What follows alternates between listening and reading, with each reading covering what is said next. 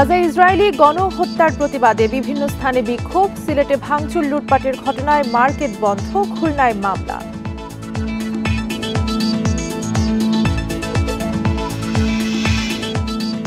ব্রাহ্মণবাড়িয়ার বিজয়নগর সীমান্তে ভারতে অনুপ্রবেশের দায়ে বাংলাদেশিকে পিটিয়ে হত্যা, অভিযোগ বিএসএফ এর বিরুদ্ধে।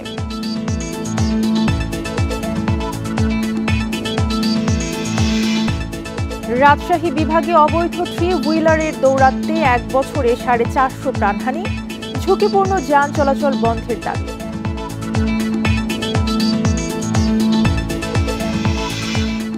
এবং ভূমিকম্পের ঝুঁকিতে চট্টগ্রামের 2.5 লাখ ভবন, বড় কম্পন আঘাত হানলে বন্দর নিয়েও শঙ্কা।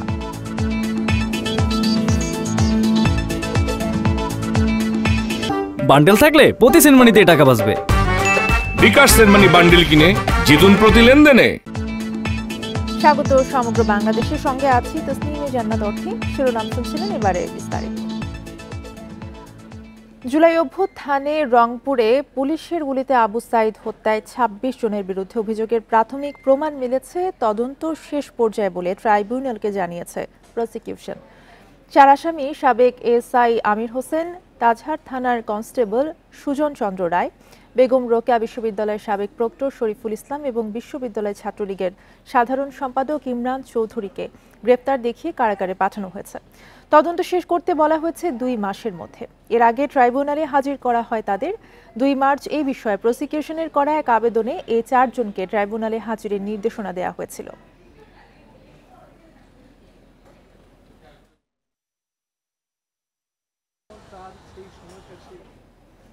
ইসরায়েলি বাহিনীর বর্বরতা ও গণহত্যার প্রতিবাদে আজও বিভিন্ন স্থানে বিক্ষোভ হয়েছে। সকালে বরিশাল জিলা স্কুল মোড় থেকে বিক্ষোভ মিছিল বের করে বিভিন্ন স্কুলের শিক্ষার্থীরা। পরে সদর রোডে অশ্বিনী কুমার হলের সামনে গিয়ে সমাবেশ করে তারা। এর আগে নগরীতে বিক্ষোভ মিছিল করে বাম গণতান্ত্রিক জোট। সমাবেশে বক্তারা গাজায় গণহত্যা বন্ধে জাতিসংঘ সহ সংশ্লিষ্টদের দ্রুত ব্যবস্থা গ্রহণের দাবি জানান। গাজায় নারী শিশু হত্যার প্রতিবাদে মানববন্ধন ও প্রতিবাদ সমাবেশ করেছে পিরোজপুরের সারসিনা দরবার শরীফের শিক্ষক শিক্ষার্থীরা। মেহেরপুর বিক্ষোভ কর্মসূচি করেছে জেলা হোটেল বাজার ব্যবসায়ী সমিতি। এছাড়া নাটোর সহ বিভিন্ন স্থানে ইসরায়েলি গণহত্যার বিরুদ্ধে বিক্ষোভ ও সমাবেশ হয়েছে।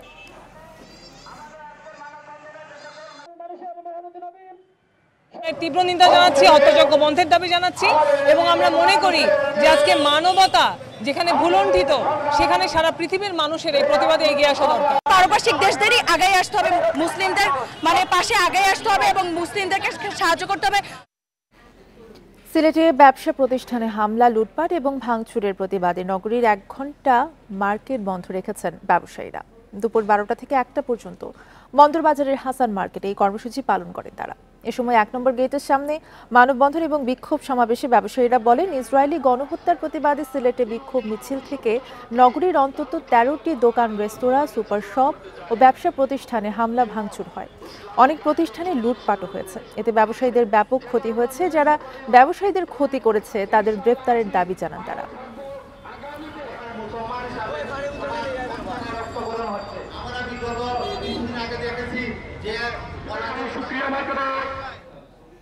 খুলনায় বাটা সহ বিভিন্ন প্রতিষ্ঠানে ভাঙচুর, লুটপাটের ঘটনায় 3টি মামলা হয়েছে। গতরাতে সোনাডাঙ্গা থানায় মামলা করে বাটা, ডমিনোজ পিৎজা ও কেএফসি কর্তৃপক্ষ। পুলিশ জানায়, শিববাড়ি মোড়ে বাটা শোরুমের ম্যানেজার তৌহিদুল ইসলাম অজ্ঞাত 1300 জনকে আসামি করে মামলা করেন। অন্যদিকে কেএফসি ও ডমিনোজ পিৎজার পক্ষ থেকে হয়েছে আরও 2টি মামলায়। এক্ষেত্রে অজ্ঞাত 800 জনকে আসামি করা হয়েছে। এদিকে সোমবারের হামলা, লুটপাটে এ পর্যন্ত গ্রেপ্তার 31 জন। ফুটেজ বিশ্লেষণ করে অন্যদেরও আইনের আওতায় আনতে অভিযানে রয়েছে পুলিশ।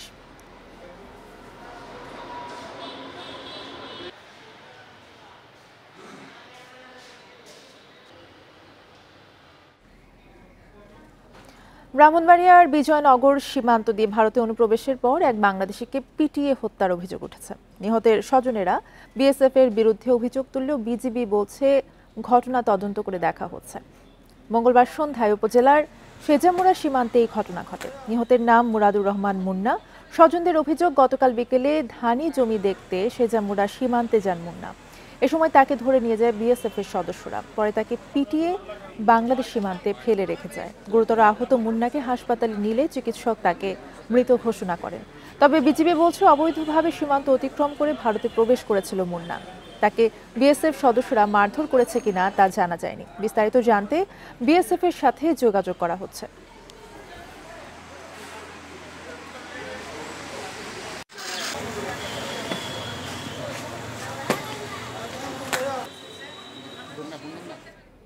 রাজশাহী বিভাগের সড়ক মহাসড়কে অবৈধ 3 হুইলারের দৌড়াতে থামছেই না দুর্ঘটনা।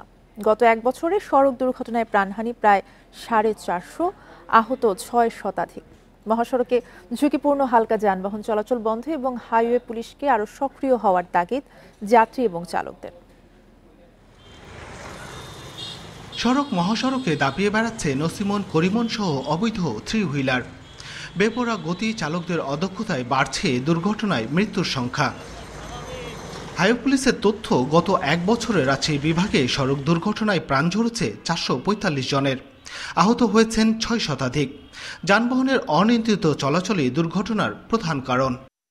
আমাদের শঙ্কু হরেন, হাইড্রোলিক হরেন নাই, আমাদের ছোট হরেন দিয়ে গাড়ি চালাতে হয়।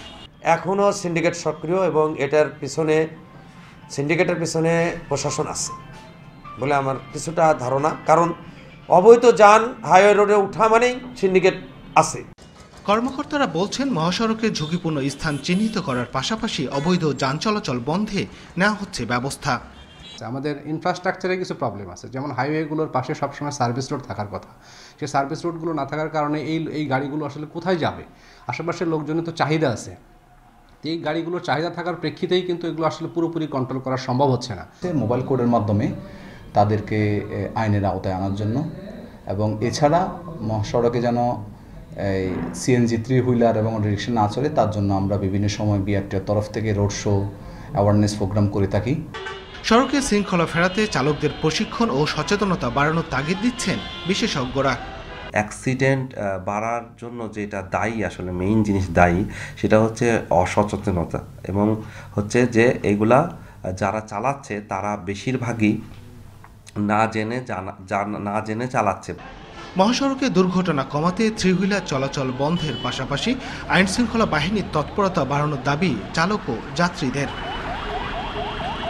Mustafizur Rahman, Independent News, Rajshahi. চট্টগ্রাম কক্সবাজার মহাসড়ক 6 লেনে উন্নীত করার দাবিতে চট্টগ্রামে কাফনের কাপড় পরে পদযাত্রা কর্মসূচি পালিত হয়েছে। বেলা 11টায় নগরীর জামাল খান প্রেস ক্লাব থেকে কক্সবাজার অভিমুখে এই পদযাত্রা করেন। সম্প্রতি জেলার লোহাগাড়ায় সড়ক দুর্ঘটনায় নিহত 11 জনের অবয়ব ধারণ করে এই কর্মসূচি পালন করেন তারা। এ সময় আন্দোলনকারীরা জানান, চট্টগ্রাম কক্সবাজার মহাসড়কটি 6 লেনে উন্নীত করতে হবে। এছাড়া এই সড়ক দিয়ে লবণ গাড়ি চলাচল বন্ধেরও দাবি জানান তারা। ঈদ উল ফিতরের প্রথম 3 দিনে চট্টগ্রামে পৃথক সড়ক দুর্ঘটনায় 17 জন প্রাণ হারিয়েছে।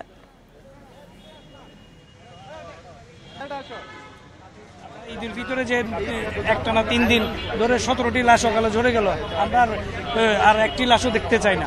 প্রত্যেকটি হাইওয়ে রোড যেন 6 লেনের হয় এবং এই ধরনের আমাদের দুর্ঘটনাগুলি যেন আমরা এড়াইতে পারি। প্রশাসনকে এটা দায়িত্ব নিতে হবে, সরকারের কাছে আমরা দাবি জানাই। রমজান ও ঈদের ছুটির পর আজ থেকে খুলেছে সিলেটের সব মাধ্যমিক বিদ্যালয়। দীর্ঘদিন পর নিজ শিক্ষাঙ্গনে এসে খুশি শিক্ষার্থী এবং শিক্ষকেরা। শিক্ষার্থীরা শ্রেণীকক্ষে এসে উচ্ছ্বাস প্রকাশ করেছেন। শিক্ষকদের সঙ্গেও করেছেন ঈদের শুভেচ্ছা বিনিময়।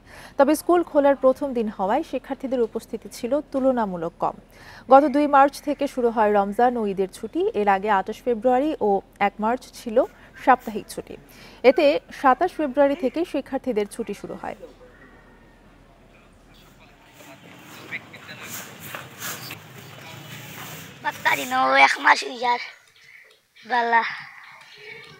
নিজের স্কুল আইলাম, ভালো লাগে, অনেক ভালো লাগে। বন্ধু বান্ধবের লগে দেখা হয়েছে, এখন আমরা পড়ালেখা করবো। হজ ব্যবস্থাপনায় গাফিলতি পেলে অভিযুক্ত এজেন্সির লাইসেন্স বাতিল করার হুঁশিয়ারি দিয়েছেন ধর্ম উপদেষ্টা ডক্টর আফম খালিদ হোসেন।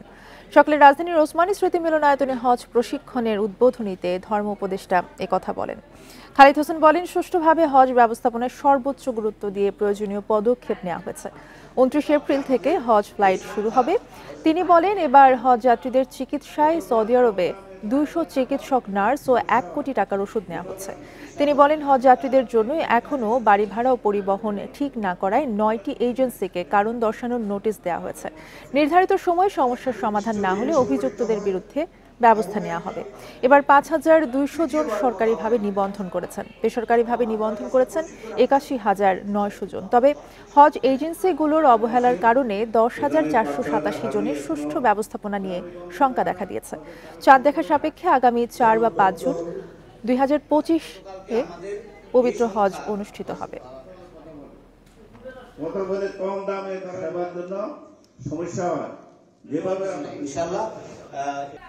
গাজীপুরের সাফারি পার্ক থেকে দুর্লভ প্রাণী চুরির ঘটনায় উদ্বেগ প্রকাশ করেছেন পরিবেশ, বন ও জলবায়ু পরিবর্তন মন্ত্রণালয়ের উপদেষ্টা সৈয়দা রিজওয়ানা হাসান। দুপুরে গাজীপুর সাফারি পার্ক পরিদর্শনে এসে সাংবাদিকদের প্রশ্নের জবাবে তিনি এই কথা বলেন। এ সময় পার্কে জনবল সংকট ও বেষ্টনী নিরাপত্তা অবহেলার বিষয়ে গুরুত্ব দিয়ে পার্ক সংস্কারে জরুরি উদ্যোগ নেওয়া হবে বলেও জানান তিনি। এরপর আগে সকাল 11টার দিকে সার্বিক অবস্থা দেখার জন্য পার্কে আসেন তিনি। ভেতরে প্রবেশের পর একে একে পার্কের সকল দিক ঘুরে দেখেন। প্রাণীর অবস্থান, সংখ্যা, থাকার পরিবেশ, খাবার ও নিরাপত্তা বেষ্টনীর খোঁজ খবর নেন।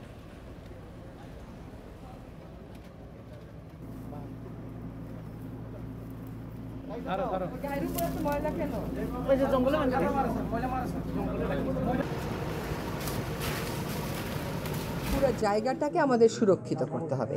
এখানে কিছু সিসিটিভি ক্যামেরা রাখতে হবে, কিন্তু বাংলাদেশের বাস্তবতা হচ্ছে যেদিন অপরাধ ঘটে সিসিটিভি ক্যামেরা সেই দিন কাজ করে না। কাজে ওইটার মনিটরিংটা নিশ্চিত করতে হবে। আমার সক্ষমতা বাড়ানোর উত্তর আমি দিয়েছি যে আমরা অলরেডি বন বিভাগে নতুন কিছু নিয়োগের জন্য অনুমোদন পেয়ে গেছি। নাটোরের লালপুর থানা থেকে ছিনিয়ে নেওয়া জেলা ছাত্রদলের যুগ্ম সাধারণ সম্পাদক রুবেল উদ্দিনকে পাবনা থেকে গ্রেফতার করেছে পুলিশ।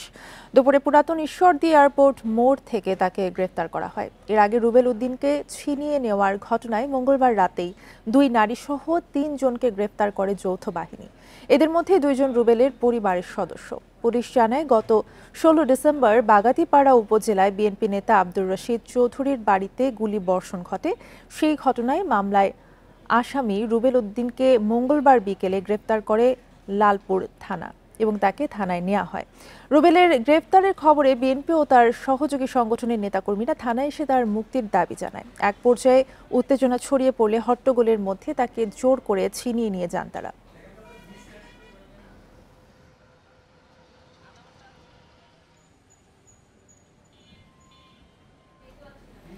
চট্টগ্রামের চন্দনায় ঈদের ছুটিতে নানা বাড়িতে বেড়াতে যাওয়া এক কিশোরীকে ধর্ষণের পর হত্যা করা হয়েছে।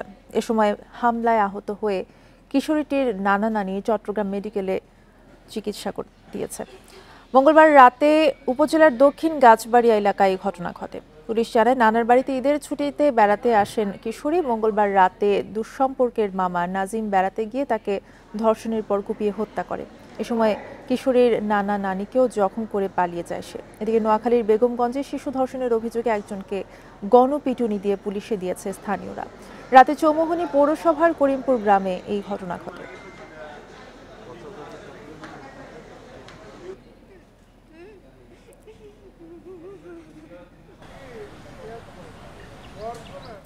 নেত্রকোনার আটপাড়ায় এক শিশুকে ধর্ষণের অভিযোগ উঠেছে অন্তর মিয়া নামে এক তরুণের বিরুদ্ধে। আহত অবস্থায় উদ্ধার করে শিশুটিকে ময়মনসিংহ মেডিকেলে ভর্তি করা হয়েছে।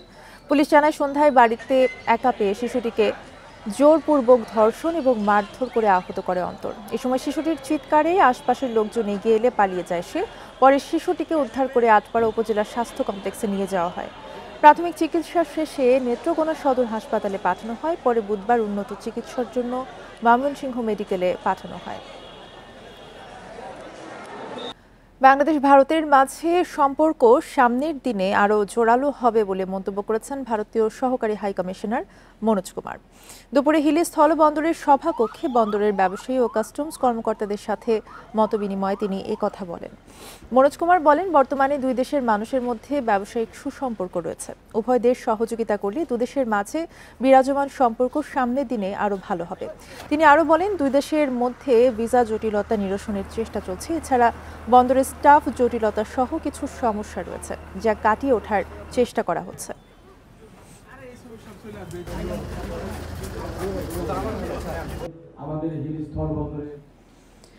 হবিগঞ্জের মাধবপুরে দিনমজুর সাবু মিয়া হত্যা মামলায় 4 জনের মৃত্যুদণ্ড দিয়েছে আদালত। একই সাথে প্রত্যেককে 50,000 টাকা করে জরিমানা করা হয়েছে। দুপুরে অতিরিক্ত জেলা ও দায়রা জজ আদালত 2-এর বিচারক AK কামাল উদ্দিন এই রায় ঘোষণা করেন। মৃত্যুদণ্ডপ্রাপ্তরা হলেন মাধবপুর উপজেলা 12 চান্দুরা গ্রামের ইমরান মিয়া, সোলেমান মিয়া, জাহেদ মিয়া ও আবুল হোসেন। 2006 সালে 3 সন্তান রেখে সাবু মিয়ার স্ত্রী একই গ্রামের ইমরান মিয়ার সাথে পালিয়ে বিয়ে করেন। এ নিয়ে সাবু ও ইমরানের মধ্যে বিরোধ তৈরি হয়। এর জেরে 2009 সালের এপ্রিলে ইমরান সহ কয়েকজন সাবুকে বাড়ি থেকে ডেকে নিয়ে গলা কেটে হত্যা করে। এ ঘটনায় নিহতের ভাই বাদী হয়ে 5 জনের বিরুদ্ধে মামলা করেন। এদিকে জামালপুরে রফিকুল ইসলাম গাদু হত্যা মামলায় 2 জনকে যাবজ্জীবন কারাদণ্ড ও 10 জনকে খালাস দিয়েছে আদালত। দুপুরে জামালপুরের অতিরিক্ত জেলা ও দায়রা জজ আদালত 2-এর বিচারক আবু বকর সিদ্দিক এই রায় ঘোষণা করেন। সাবুর বউকে একজন আসামি নিয়ে যায়, পরে সাবুকে নিয়ে হত্যা করে। এই হত্যার মামলায় 4 জনের ফাঁসির রায় অতিরিক্ত দায়রা 2-এ আজকে হয়েছে এবং আমি মামলা পরিচালনা। মাগুরা সদরের পারলা এলাকার ইটভাটায় যৌথ অভিযানে দেশি বিদেশি আগ্নেয়াস্ত্র মাদক সহ 9 জনকে আটক করা হয়েছে। মঙ্গলবার রাতে গোয়েন্দা তথ্যের ভিত্তিতে অভিযান পরিচালনা করা হয়। সেনাবাহিনী জানায়, গোপন খবরে পারলা এলাকার একটি ইট ভাটায় অভিযান পরিচালনা করা হয়। এ সময় সাবেক বিএনপি নেতা ফরিদ হাসান খান সহ 8 জনকে আটক করা হয়। তাদের কাছ থেকে 11টি অস্ত্র, মাদক, নগদ টাকা জব্দ করা হয়েছে। আটকদের সদর থানায় নেওয়া হয়েছে। তাদের বিরুদ্ধে অস্ত্র ও মাদক মামলা হয়েছে।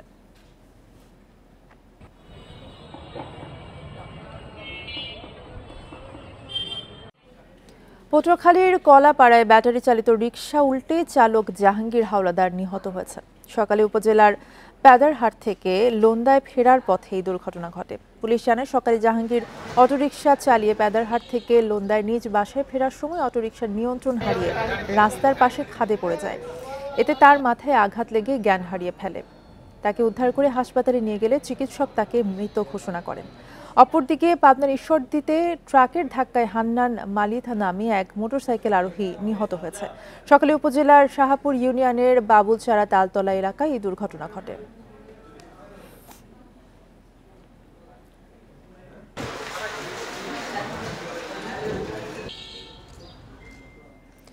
প্রথমবারের মতো খুলনা মহানগরীতে নির্মাণ করা হয়েছে 2টি ফুটওভার ব্রিজ।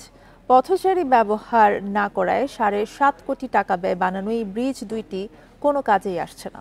নগরবাসীর অভিযোগ, সড়কে গাড়ি চলাচল কম ও স্বল্প দূরত্বের এই ব্রিজ বানানো হয়েছে, তাই আগ্রহ নেই ব্যবহারে। খুলনা বিশ্ববিদ্যালয়ের সামনে ও খুলনা যশোর রোডের দৌলতপুরে BL কলেজের সামনে সড়ক ঝুঁকিপূর্ণ হিসেবে চিহ্নিত করেছিল সড়ক ও জনপথ বিভাগ। তাই এই 2 স্থানে 2টি ফুট ওভারব্রিজ নির্মাণ করা হয় 2024 সালে। নির্মাণের পর মুখরিত হওয়ার কথা ছিল ব্যবহারকারীদের পদচারণায়, তবে বাস্তবতা ভিন্ন। চালু হওয়ার পর এই ব্রিজগুলো ব্যবহারে আগ্রহ নেই শিক্ষার্থী ও সাধারণ মানুষের। নগরবাসী বলছেন, অপরিকল্পিতভাবে স্থান নির্ধারণ করে ফুট ওভারব্রিজ নির্মাণ করায় আগ্রহ নেই তাদের। এইটা যদি ওই 4 রাস্তার মোড়েও ব্যবহার করা হয়, তাহলে হয়তো ট্রাফিক পুলিশের অনেক দেখা গেলো তাদের কষ্ট শ্রম কম লাগতো, আমরা স্টুডেন্টরা স্বাচ্ছন্দ্যভাবে জীবন পার করতে পারতাম। তো দেখা গেলো এটা এইখানে করার কারণে অ্যাকচুয়ালি দেখা যায় এটা কেউ ইউজ করে না। একবার ব্রিজটা এটা খুলনা ইউনিভার্সিটির সামনে হওয়াটা আমার কাছে ভালো মনে হয়নি অ্যাজ এ সিটিজেন হিসেবে, কারণ এখানে এত জনসমাগম নেই এবং লোকজন এত পারাপারও করে না। ফুট ওভারব্রিজ ব্যবহারে উৎসাহিত করতে সচেতনতা বাড়ানোর দাবি জানিয়েছেন নিরাপদ সড়ক চাই আন্দোলনকারীরা। বিআরটি আমরা নিরাপদ সড়কের পক্ষ থেকেও আমরা কাজ করছি এবং আগামীতেও এ বিষয়ে উৎসাহিত করব। সাধারণ মানুষ, শিক্ষার্থী, যাদের জন্য বিশেষ করে 2টি শিক্ষা প্রতিষ্ঠানের সামনে করা হয়েছে, তারা যেন এই ফুটওভার ব্রিজ থেকে রাস্তা পারাপার হয়, তাহলে সড়ক দুর্ঘটনা কমবে বলে আমরা মনে করছি। সড়ক বিভাগ বলছে, নগরবাসীর চাহিদা ও গুরুত্ব বিবেচনা করে স্থান নির্বাচন করা হয়েছে। ফুটওভার ব্রিজ যাতে ব্যবহার করে সেজন্য সচেতনতা বৃদ্ধির পরিকল্পনা নেওয়া হয়েছে। আমরা সাইন সিগন্যাল স্থাপন করব এবং লিফলেট বিতরণ করব এবং সেই লিফলেট বিতরণটা আমরা সাইন সিগন্যালের মাধ্যমে প্রদর্শন করব, যাতে মানুষ এই সাইন সিগন্যাল দেখে সচেতন হয় এবং ফুটওভার ব্রিজ ইউজ করে। সংশ্লিষ্টরা জানিয়েছে, খুলনা যশোর ও খুলনা সাতক্ষীরা মহাসড়কের উপর ফুট ওভারব্রিজ 2টি নির্মাণে ব্যয় হয়েছে 7.47 কোটি টাকা। Independent News. নরসিংদীতে রেলওয়ের জমি দখল করে গড়ে ওঠা অবৈধ স্থাপনা উচ্ছেদ করেছে বাংলাদেশ রেলওয়ে। দুপুরে নরসিংদী রেল স্টেশন সংলগ্ন বানিয়াছল বটতলায় এলাকায় এই অভিযান চালানো হয়। রেলওয়ের ঢাকা বিভাগীয় ভূসম্পত্তি কর্মকর্তা নাসির উদ্দিন মাহমুদ জানান, দীর্ঘদিন নরসিংদী রেলওয়ের আশপাশের জায়গা দখল করে অবৈধভাবে বিভিন্ন দোকানপাট ও স্থাপনা গড়ে উঠেছে। তাই অভিযান চালিয়ে রেলের জায়গায় গড়ে ওঠা শতাধিক অবৈধ দোকানপাট ও স্থাপনা গুড়িয়ে দেওয়া হয়। অবৈধ স্থাপনা উচ্ছেদে অভিযান অব্যাহত থাকবে বলেও জানিয়েছেন তিনি।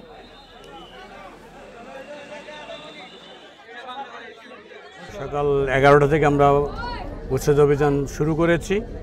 আজ এবং আগামীকাল আমাদের এই উচ্ছেদ প্রোগ্রাম চলবে।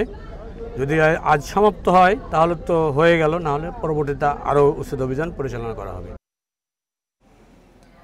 বরিশালে এবার বর্ষবরণ উপলক্ষে মেলা হবে না বলে জানিয়েছেন বরিশাল মহানগর পুলিশ কমিশনার শফিকুল ইসলাম। তবে শোভাযাত্রা আয়োজনে পর্যাপ্ত নিরাপত্তা ব্যবস্থা নেওয়া হচ্ছে।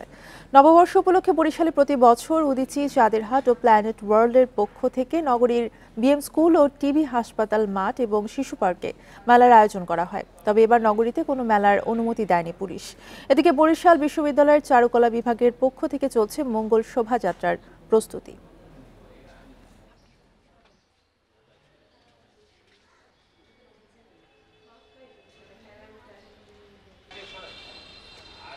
পহেলা বৈশাখে যে আমাদের যে শোভাযাত্রা বের করবে মিছিল, সেটা নিয়ে আমরা ওকে, ঠিক আছে, সেখানে আমাদের নিরাপত্তা আমরা আগের থেকেই সেট করে রেখেছি। এখন যে মেলার কথা বলছেন, এটা কোনোভাবেই আমরা পারমিট করব না। এবং এখন পর্যন্ত আমার কাছে মেলার জন্য বহুতজন বলেছে, কিন্তু আমি কাউকে পারমিট করিনি। এই পরিস্থিতিতে আমি মেলা পারমিট করব না। অনন্য নির্মাণ শৈলী এবং সৌন্দর্যের জন্য খ্যাতি নীলফামারীর সৈয়দপুরের চিনি মসজিদের। প্রতিদিন দূর দূরান্ত থেকে অনেকেই দেখতে আসেন এই মসজিদটি। নীলফামারীর একটি ঐতিহ্যবাহী নিদর্শন হিসেবে পরিচিতি পেয়েছে এই স্থাপনাটি।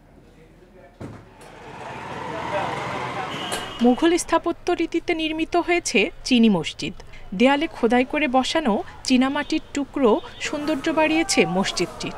বহু দূর থেকে নজর কাড়ে এর স্থাপত্যের উজ্জ্বলতা। চীনামাটির ব্যবহারের কারণে কেউ কেউ বলেন চীনা মসজিদও। অনন্য সৌন্দর্য ও নির্মাণশৈলীর কারণে নীলফামারীর অন্যতম দর্শনীয় স্থানে পরিণত হয়েছে চিনি মসজিদ। মসজিদ দেখার জন্য, নামাজ পড়ার জন্য অনেক দূর দূরান্ত থেকে এখানে লোকরা আগমন করেন। এটা আমাদের সৈয়দপুরের জন্য একটা খুবই গৌরবের বিষয় যে আমাদের একটা ঐতিহ্যবাহী মসজিদ আছে। সৌন্দর্য বাড়াতে মসজিদটির দেয়ালে ফুটিয়ে তোলা হয়েছে ফুল, তারা, ফুলদানি সহ মনোমুগ্ধকর সব নকশা। মেঝেতে ব্যবহার করা হয়েছে মার্বেল পাথর। দোতলা মসজিদটিতে রয়েছে 27টি মিনার ও 3টি বড় গম্বুজ। আমাদের এই অত্র এলাকার মুরব্বী যারা ছিলেন, সে সময় তারা কারখানায় চাকরি করতেন, তারা খালাসি ছিলেন। তো তারা সবাই নিজের 1 মাসের যেই বেতন ছিল, সব বেতনটাই মসজিদে দিয়ে তারা মসজিদ নির্মাণে সহযোগিতা করেছিলেন। তবে 1.5 শতাব্দীরও বেশি আগে নির্মিত মসজিদটির জৌলুস আগের চেয়ে কিছুটা কমেছে। চীনামাটির টুকরোগুলো পরিষ্কার করা হলে মসজিদটি ফিরে পাবে হারানো সৌন্দর্য। মসজিদটার আরও অবকাঠামো এত পরিমাণ সুন্দর যে আমার সবাইকে মুগ্ধ করে, এবং আমি আমার পরিবার সহ, ছেলে সহ আসছি বেড়ানোর জন্য। মসজিদটির আগের সৌন্দর্য ফিরিয়ে আনতে উদ্যোগ নেওয়ার কথা জানিয়েছে উপজেলা প্রশাসন।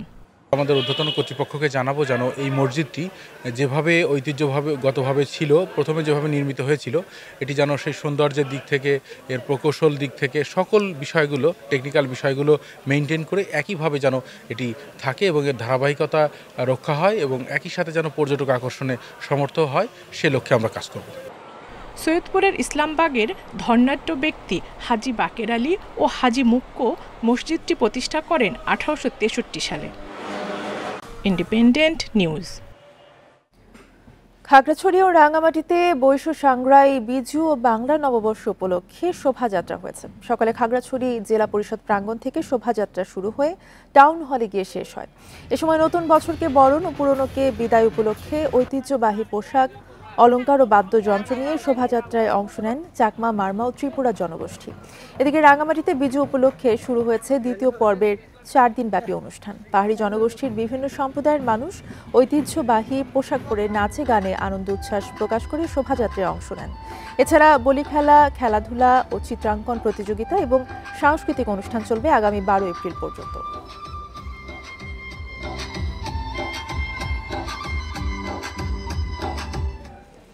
চাঁদপুরে পানিতে ডুবে মা ছেলে সহ ৩ জনের মৃত্যু হয়েছে।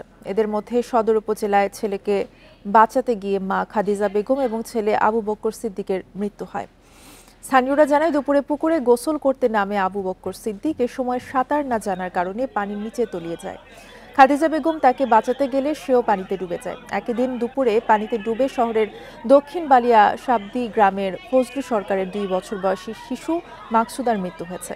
পরে স্থানীয়দের সহযোগিতায় তাকে চাঁদপুর সরকারি জেনারেল হাসপাতালে নিয়ে গেলে চিকিৎসক তাকে মৃত ঘোষণা করেন।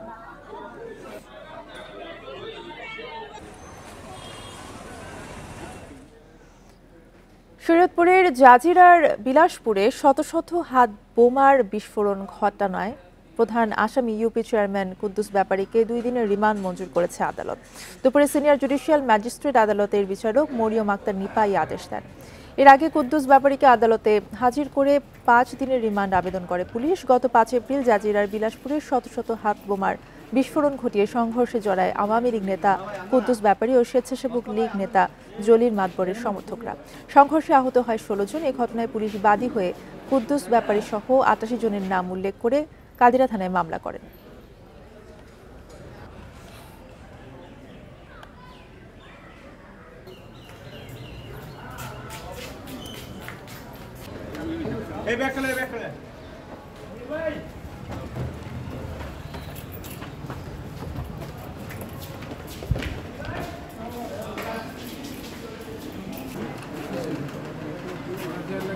ভাই আন্দা না মস্ত ভাই আন্দা না এর মধ্যে দিয়ে